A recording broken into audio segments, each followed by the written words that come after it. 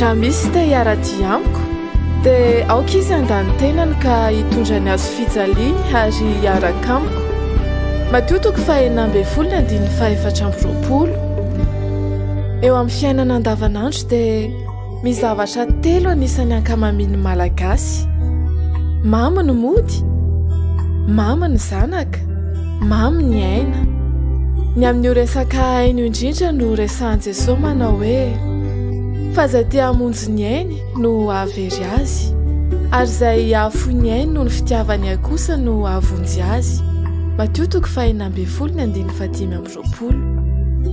Inona tokoa moa no antony nahatonga ny tompo nilaza zavatra toy izany rehefa avy nilaza ny amin'izay tsy maintsy isamborana ary aminona azy io faty Jesosy dia tsy nanaiky izany Petera ka tondra ny Jesosy niataka kely sady niteny azy mafy hoe sanatria aminao izany ry tompo, tsy hatra aminao velively izany. Dia nitodika Jesosy ary nanao tamin'ny Petera hoe miala amiko ry Satana, ndeha tsy aoriako, mitarika amin'ny ratsy ianao satria tsy hevitr'Andriamanitra no tsy-hainao fa hevitr'olombelona. Notohizan'i Jesosy avy hatrany ny teniny ary ny antefa tamin'ny mpianatra rehetra izany nanao hoe raha misy te hiara-dia amiko dia aoka izy andany tenany ka hitondra ny azo fijaliana ary hiaraka amiko.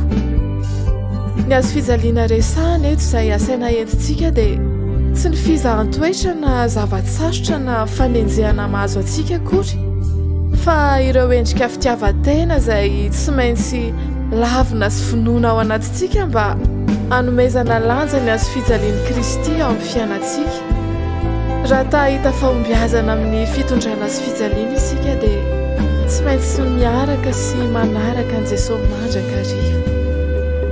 Jesosy Kristy ianao tsy maintsy mitombo fa izaho kosa tsy maintsy miaina.